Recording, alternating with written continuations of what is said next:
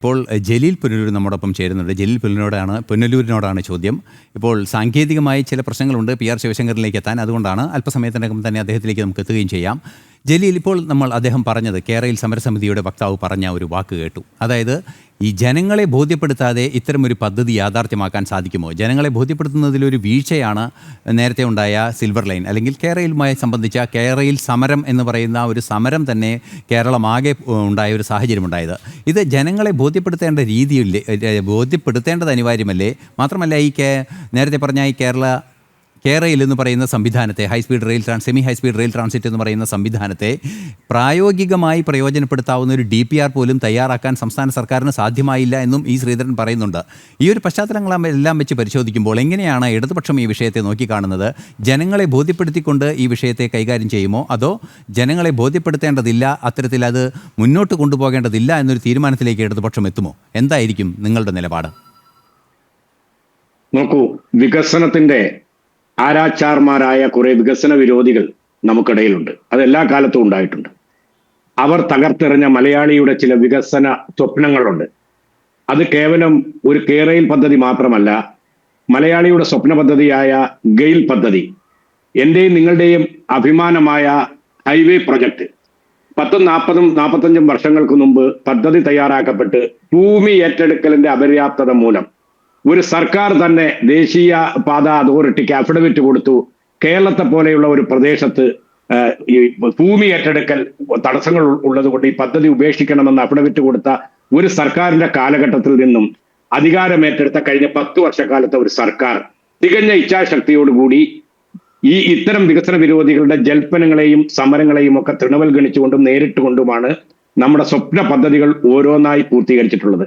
താങ്കൾക്ക് ഒരു പക്ഷേ അറിയാം, മലപ്പുറം ജില്ലയടക്കമുള്ള ചില പ്രദേശങ്ങളിൽ ഹൈവേ പ്രൊജക്ടിന്റെ ഭാഗമായി ഭൂമി ഏറ്റെടുക്കുന്നതിന് വലിയ തടസ്സവാദങ്ങളാണ് ഉന്നയിച്ചത്.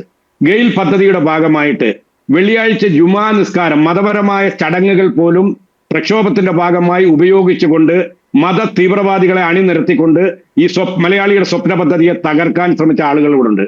സമാനമായ അനുഭവമാണ് നിർഭാഗ്യവശാൽ കേരയിൽ പദ്ധതിയിലും ഉണ്ടായത്. കേരയിൽ പദ്ധതി എന്ന് പറയുന്നത് കേരളത്തിന്റെ, നേരത്തെ പറഞ്ഞതുപോലെ, ഒരു സ്വപ്ന പദ്ധതിയാണ്. 4 മണിക്കൂർ കൊണ്ട് തിരുവനന്തപുരത്ത് നിന്ന് കാസർഗോഡ് എത്തുക എന്നുള്ളത് ഈ പഴയ തലമുറയിൽപ്പെട്ടവരെ സംബന്ധിച്ച് ഒരുപക്ഷെ അതിൽ തടസ്സവാദങ്ങൾ ഉന്നയിക്കും. പക്ഷെ ലോകം കണ്ടറിയുന്ന ഇന്നത്തെ തലമുറയ്ക്ക് മുമ്പിൽ ആ തടസ്സവാദങ്ങൾ ഉന്നയിച്ചവരെ ഒരു കാലഘട്ടത്തിലും ഈ പുതിയ തലമുറ മറക്കുകയില്ല. കാരണം എല്ലാ കാലത്തും അവർ ശപിക്കപ്പെട്ടവരായിരിക്കും. ഒരു പദ്ധതി തയ്യാറാക്കുമ്പോൾ ഇപ്പോൾ ഞങ്ങൾ രാഷ്ട്രീയപരമായിട്ട് BJP-യോട് എതിരുണ്ട്, കേന്ദ്ര സർക്കാരിനോട് എതിരുണ്ട്. പക്ഷേ അതിന്റെ നടപടിക്രമങ്ങളിൽ ചില അസ്വാഭാവികതകൾ ഞങ്ങൾ കാണുന്നുണ്ട്. കാരണം ഇത്തരത്തിലുള്ള ഒരു പ്രൊജക്ട് തയ്യാറാക്കുമ്പോൾ അത് അറിയിക്കേണ്ടത് സംസ്ഥാന സർക്കാരിനെയാണ്. അത് ഒരു ശ്രീധരൻ കേരള രാഷ്ട്രീയത്തിൽ ഒരുപക്ഷെ അദ്ദേഹം BJP-യുടെ പ്രതിനിധിയായിരിക്കാം. പക്ഷെ ഭരണനിർവഹണ രംഗത്ത് അദ്ദേഹം എന്താണെന്നുള്ളതിനെ സംബന്ധിച്ച് നമുക്ക് ആർക്കും അറിയില്ല. അപ്പൊ അത്തരത്തിലുള്ള ഒരു BJP പ്രതിനിധിയെ ഇതിന്റെ പദ്ധതി തയ്യാറാക്കാനും പഠനത്തിനും വിടുന്നത് തന്നെ അസ്വാഭാവികതയുണ്ട്. പക്ഷെ അതതിന്റെ വഴിക്ക് നടക്കട്ടെ. ഏതൊരു വികസനത്തെയും അതിന്റെ മറുപുറങ്ങൾ ചിന്തിക്കാതെ ഇരുകൈയും നീട്ടി സ്വീകരിക്കുന്ന ഒരു പക്ഷമാണ് നിലവിൽ ഇടതുപക്ഷം. അതുകൊണ്ട് തന്നെ ശ്രീധരൻ അദ്ദേഹം അതിന്റെ പഠനം നടത്തട്ടെ. ഇപ്പോൾ ഒരു പഠനമാണല്ലോ നടക്കുന്നത്. ആ പഠനത്തെ സംബന്ധിച്ച് അദ്ദേഹം റിപ്പോർട്ട് വെക്കട്ടെ, പദ്ധതി തയ്യാറാക്കട്ടെ.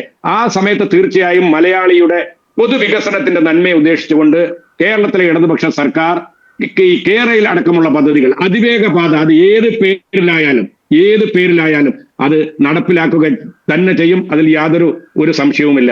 പിന്നെ മറ്റൊരു വിചിത്രമായ വാദങ്ങൾ ഇവിടെ പലരും ഉയർത്തിയായിരുന്നു. ഈ തെരഞ്ഞെടുപ്പ് കാലത്ത് ഈ സമരത്തിന്റെ ഭാഗമായിട്ട് പരിസ്ഥിതി പ്രശ്നം, ഏത് കാലത്താണ് കേരളത്തിൽ വികസനത്തിന്റെ ഏത് വികസനം വന്നാലും ഒരു ഹെൽത്ത് സെന്റർ ഒരു പ്രദേശത്ത് നമ്മൾ കൊണ്ടുവന്നാൽ പോലും പരിസ്ഥിതിയുടെ പ്രശ്നം ഉയർത്തിക്കൊണ്ട് അതിനെ തച്ചു തകർക്കുന്ന ഒരു വലിയ വികസന വിരോധത്തിന്റെ പ്രതീകങ്ങളായി ചില ആളുകൾ മാറിയിട്ടുണ്ട്. ജനങ്ങൾക്ക് സ്വാഭാവികമായിട്ടും ചില പ്രശ്നങ്ങൾ ഉണ്ടാകും. നിങ്ങളുടെ കിടപ്പാടങ്ങൾ നഷ്ടപ്പെടുന്നു, തങ്ങൾ കൈവശം വെച്ചിരുന്ന ഭൂമി നഷ്ടപ്പെടുന്നു.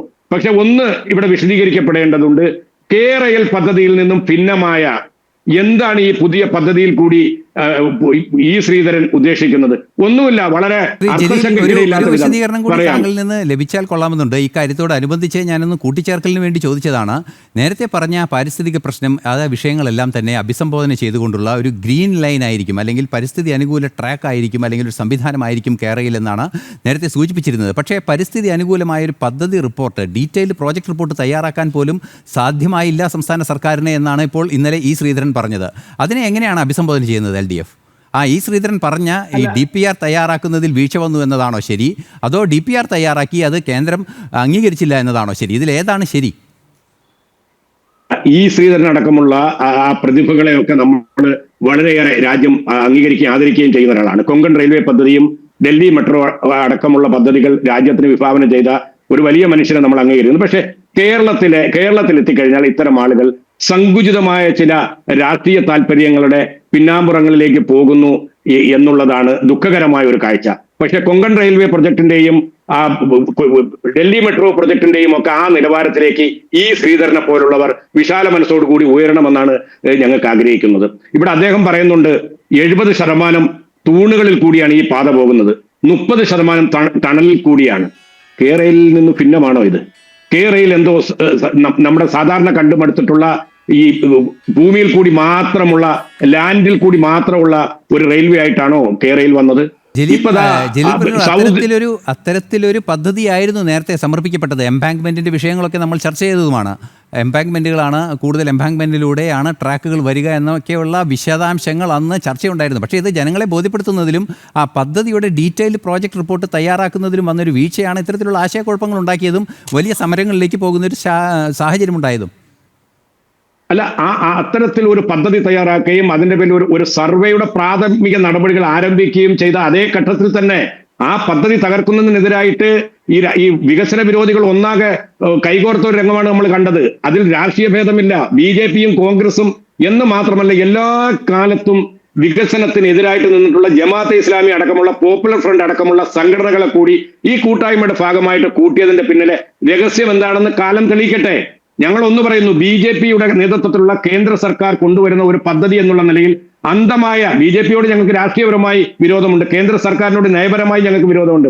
പക്ഷെ കേന്ദ്ര സർക്കാർ കൊണ്ടുവരുന്ന ഇത്തരത്തിലുള്ള ഒരു പദ്ധതിയെ രാഷ്ട്രീയപരമായ വിരോധത്തിന്റെ പേരിൽ എതിർക്കുന്ന നയമല്ല ഇടതുപക്ഷ ജനാധിപത്യ മുന്നണിക്കുള്ളത്. ആര് കൊണ്ടുവന്നാലും ഇത്തരം വികസനങ്ങൾ നാടിന്റെ ആവശ്യമാണ്. താങ്കൾക്കറിയുമോ, ഈ അടുത്ത ആഴ്ച ഉദ്ഘാടനം ചെയ്യപ്പെടുകയാണ് മരുഭൂമിയായി കിടന്ന സൗദി ബോർഡറിലെ സില മുതൽ ഫുജൈറ വരെയുള്ള UAEയുടെ നെറുകയിൽ മരുഭൂമിയിൽ കൂടി ഇത്തിഹാദ് റെയിൽ എന്ന് പറയുന്ന ഒരു പ്രൊജക്ട് വരികയാണ്.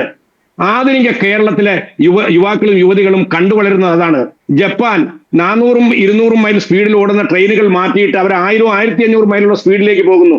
നമ്മളിപ്പോഴും 200-നെ കുറിച്ചുള്ള തർക്കത്തിലാണ് നടക്കുന്നത്. ചൈന നമ്മുടെ തൊട്ടടുത്ത രാജ്യമാണ്.